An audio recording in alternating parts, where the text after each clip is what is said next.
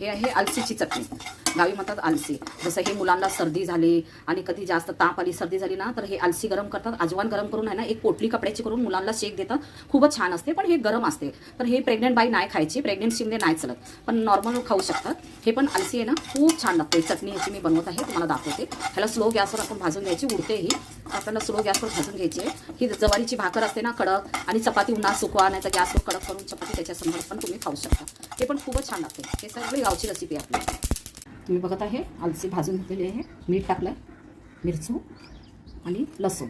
पण ही चटणी मी आता पण सांगते, ही गरम असते. ही शुगरवाल्यांना ना रोज सकाळी देतात भाजून पाण्यामध्ये टाकून. अजून म्हणतात ना पोट साफ व्हायला, चरबी करगायला, तर त्याच्यासाठी यूज केले जाते. केसासाठी पण हे यूज केले जाते, जसं की ह्याला शिजवून त्याचा रस काढून केसाला लावतात. हे गरम असते, गरोदर बाईंनी कधी नाही खायची.